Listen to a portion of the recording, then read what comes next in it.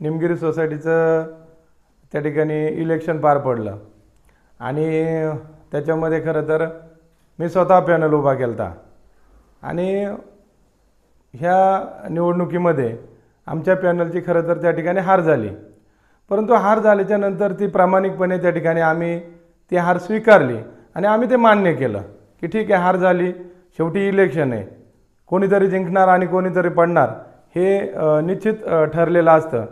परंतु ते हार झाल्याच्या नंतर बा उत्साहाच्या भरामध्ये देवराम लांड्यांना त्या ठिकाणी निमगिरी गावामध्ये बाईट दिली। आता ती बाईट देत असताना खऱ्या अर्थानं ठीक आहे, काय हरकत नाही, निवडून आल्याच्या नंतर स्वाभाविक आहे माणसामध्ये अतिउत्साह निर्माण होतो आणि त्या अतिउत्साहामध्ये त्यांनी बऱ्याचशा गोष्टी त्या ठिकाणी माझ्यावरती त्या ठिकाणी बोलला। परंतु माझ्यावरती बोलला तरी काय हरकत नाही, माझी त्या गोष्टीला कुठल्याही प्रकारचं हरकत नव्हती। परंतु एखादी निवडणूक लढवत असताना किंवा एखाद्यावरती टीका टिप्पणी करत असताना त्याच्या वडिलांवरती जाणे, त्याच्या घरातल्या परिस्थितीवरती जाणे हे खरं तर देवराम लांड्याला सोबत नाही। याच्या आधी देखील देवराम लांड्यानं अतिशय खालच्या पातळीला जाऊन त्या ठिकाणी टीका टिप्पणी केली होती। परंतु तरीसुद्धा मी माझ्या स्वतःची मानसिकता तयार केली का ठीक आहे, काय हरकत नाही, बोलला तर देऊ सोडून, आणि म्हणून त्या ठिकाणी कुठलीही प्रतिक्रिया त्या ठिकाणी व्यक्त केली नाही। कारण शेवटी इलेक्शनमध्ये हार जीत आणि एखादी गोष्ट पचवण्याची क्षमता पण लागते। ती हार आम्ही मान्य केल्याच्या नंतर आता आम्ही ते सगळं सोडून दिलं, विसरून गेलतो आणि पुन्हा वाटचाल चालू केली। परंतु हा बाबा आता लग्नाला गेला तरी तिकडं टीका टिप्पणी करायला लागला, हा एखाद्याच्या दसकिऱ्याला गेला तिकडं टीका टिप्पणी करायला लागला, तुम्हाला कुठंतरी रस्त्यावरती भेटला, काय माहीत कुठं रस्त्यावरती भेटला, पण तिथंच यांनी सुरुवात केली का ते निमगिरी सोसायटीचं इलेक्शन असं आणि ते कावाशेटचं ते असं आणि तसं। मग ह्या गोष्टींवरती मात्र आज मला बोलावंसं वाटलं, कारण देवराम लांड्याला मला एवढंच सांगायचे की देवराम लांडे साहेब, खरं वास्तविक मी तुम्हाला साहेब म्हणतो याची कारण आहे की ज्या वेळेला पंचायत समितीच्या माध्यमातून खरं आपण एकत्रित आलो, गांजाळे साहेब एकत्रित आले आणि आपण स्वतः सगळ्यांनी तो पॅनल लढवला। खरं तुम्हाला या निमित्ताने आजपर्यंत मी कधी खुलासा नव्हता केला, परंतु देवराम लांड्यासारखा माणूस एक नाही। याची कारण सांगतो की त्यावेळेला गांजाळे आणि कावा गागरे ह्या दोघांकडनं जेवढे पैसे उकळता येतील, मग टी शर्टासाठी 2 लाख रुपये, कॅलेंडर छापायचे 1 लाख रुपये, क्रिकेट भरवायचे, तुमचा पहिला नंबर पाहिजे, माझा पहिला नंबर द्यायचा नाही, कारण माझ्या मागं 50 चौकशा लागल्यात, त्याच्यामुळं मी पहिला नंबर देणार नाही। ते नंदू पानसऱ्याला देखील त्या ठिकाणी मोठ्या प्रमाणात डुबावलं। आमचा ते मधुकर शेठ रेंगडे होता, त्यांना पण कॅलेंडरसाठी तुमचे फोटो लावू। अरे ह्या बाबांनी 2-2 लाख रुपये जमा केले आणि कॅलेंडरवर फोटो केवढा लावला, एवढा गोल दिसत पण नव्हता आणि याचा पक्का दोन्ही बाजूला मोठा।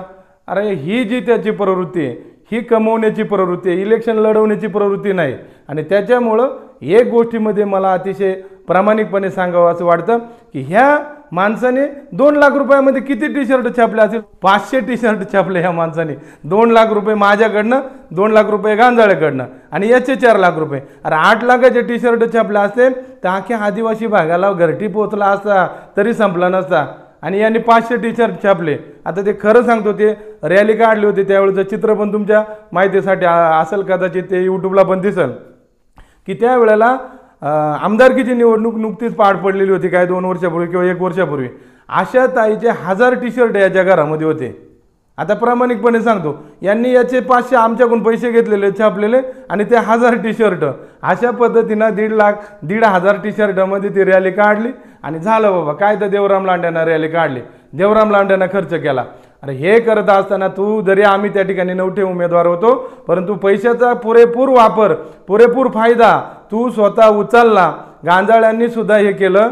शेवट सोमतवाडीच्या स्टॉपला गांजाळ्यांनी विरोध केला एका गोष्टीसाठी, त्या ठिकाणी कुकडेश्वरच्या मंदिरासाठी हा आला, याला वल्गना करायची फार मोठी आणि तिथं आम्ही मंदिरापाशी गेलतो देवासाठी। हा म्हणला 100 गोण्या आमच्याकडनं सिमेंटच्या दिल्या बाबा मंदिरासाठी। हा बोलल्याच्या नंतर याला काय द्यानं घेणं नसतं, तिकडे द्यानं तर नका देऊ। आणि मग ती लोक एक दिवस लागली विचारायला, बाबा त्या सिमेंटच्या गोण्या द्या। अहो मी म्हणलं साहेब, सिमेंटच्या गोण्या देत असताना जर 100 गोण्यांचं काय होईल, गुन्हेले बागेले करून आम्ही तिघांमध्ये देऊ। परंतु त्यावेळेला स्पष्टपणे विरोध केला गांजाळे साहेबांनी का देवराम कुठे गेला तरी अशाच वल्गाने करतो आणि प्रत्येकाला तोंडव पाडतो, मी काय तिकडे देणार नाही, मी त्या विभागात पंचायत समिती काय लढवत नाही, कावाशेठ तू आणि देवराम शेठ बघून घे। आणि मग त्यावेळेला मी त्या गावामध्ये गेलो, म्हटलं बाबा आता देवराम काय देत नाही, मी तुम्हाला हे 10,000 रुपये माझ्याकडले देतो. आणि अशा पद्धतीने त्या ठिकाणी म्हणजे देवराम लांडे जे उमेदवार उभे करतो त्यांच्याकडनं फक्त लुबाडण्याचं काम आतापर्यंत केलेलं आहे.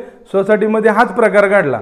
सोसायटीमध्ये देखील पहिल्या दिवशी 150-200 लोक होती. एक जणाला सांगितलं तू चेअरमन, अरे तो गेला फुगला आणि त्यानं गेला ना 35,000 रुपये पहिल्या दिवसा खर्च. हा मात्र कॉलर ताट करून काय तर मी सगळं करतोय. त्याच्यामुळं बाबांनो लक्षात घ्या, देवराम लांडे स्वतःचा 1 रुपया खर्चत नाही. इलेक्शन म्हणलं का 10 जणांचे बळी देतो आणि त्याच्यावरती स्वतःची पोळी बांधून घेतो. अशा प्रकारच्या देवराम लांडेचे आजपर्यंतचा इतिहास आहे. हे मी कधीच सांगितलं नव्हतं, परंतु देवराम लांडे माझ्या बापावरती गेला. देवराम लांडेला एवढं सांगतो की बाबा रे, तू ज्या पद्धतीनं माझ्या बापाचं काढलं का सोसायटी थकीत आहे. आता मी तुम्हाला सांगतो की देवराम लांडे ज्या वेळेला कारखान्याच्या इलेक्शनसाठी उभा राहिला, विघ्नार सहकारी सहकार कारखान्याच्या, अरे ह्या 10 ठिकाणी शिल्लक दाखवली. तिकडे ती शरद कंती बँके याची त्याचं यांनी ते पत्र घेऊन आला, तिथं शिल्लक असताना काय केलं त्याचं मला माहीत नाही. पण तिकडे याची कमी यांनी सांगितलं की मी 22 लाख रुपये म्हणजे काही भाग सोसायटीना कर्ज दिलेला होता आणि काही भाग त्या ठिकाणी जिल्हा मध्यवर्ती बँकेचा विषय असतो. असे 28 लाख रुपये यांनी काढले आणि 22 लाखामध्ये हा सांगतो मी 13 लाख रुपये व्याज भरला. म्हणजे 13 लाख रुपये जर तू व्याज भरला, तू काय 10% पैसे घेतले होते काय सोसायटीकडनं, 22 लाखाचे 13 लाख रुपये झाले. फक्त आमच्या लोकांना कळत नाही, आदिवासी समाजाचा भोळ्या बामच्या लोकांना ह्या गोष्टी कळत नाही की यांनी 22 लाखाचे 13 लाख रुपये व्याज का भरलं, तर हा काही दिवस थकीत होता.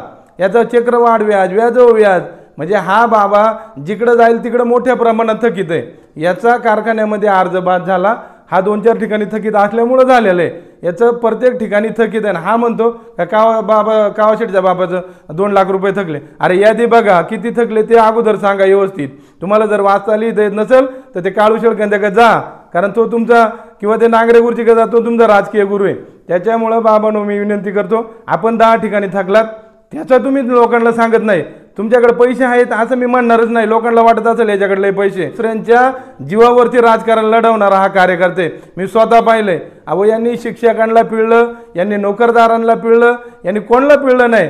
पार याने एखादा घाटो कार्यक्रम जरी लावला ना, तो याचा कार्यक्रम लावतोय, कुठला कार्यक्रम हा तो दसरा मेळाव्याचा, त्या दसरा मेळाव्याला सुद्धा यांनी 7 बोकड कापले का, हा 7 जणांना तिथं कापतोय. आता का तर लोक दबाव खाली ते सगळं देत असतात. तुमच्या नोकरीचा प्रश्न असतो, त्याचा पण कुठेतरी विषयाचा असतो, कुठेतरी अडलेला असेल. जे हिरडी गावचे एक कार्यकर्ते, त्याला फक्त लाईटचा पोल द्यायचा होता, त्याला सांगितलं तुला दुसऱ्या दिवशी पोल देतो, एका बकराचे पैसे दे दसरा मेळाव्याला. आजपर्यंत त्या माणसाला पोलही दिला नाही. आणि त्या माणसं म्हणजे अशा पद्धतीने हा कार्यक्रम हँडल करत असतो. हे तुम्हाला आम्हाला सगळ्यांना माहिती आहे, पण गोरगरीब जनतेला किंवा माझ्या आदिवासी बांधवांना माहीत नाही. म्हणून खऱ्या अर्थाने हे सांगायची वेळ आली. माझ्या बापावरती जर तू गेला तर याचा अतिशय चुकीच्या पद्धतीनं तू त्या ठिकाणी बोललेले, कारण माझ्यावरती हजारो टीका केल्या असत्या मी मान्य करत होतो. पण दरवेळेला माझ्या बापावरती जाणे, माझ्या आईवडिलांवरती जाणे ही देवराम लांडेनं त्याच्या आयुष्यात केलेली फार मोठी चूक आहे. आणि म्हणून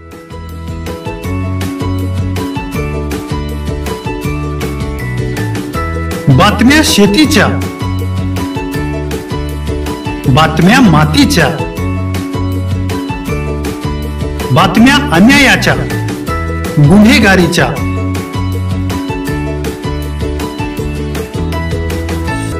राजकारणाच्या आणि समाजकारणाच्या,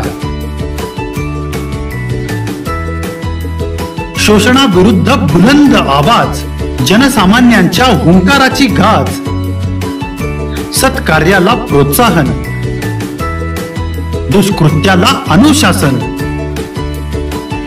निर्भीड, निस्पृह, सडेतोड, बेधडक आणि रोखटोक म्हणजेच विघ्नहर टाइम्स. शोध बातमीचा, ध्यास सत्याचा. आपलं चॅनल, आपली बातमी.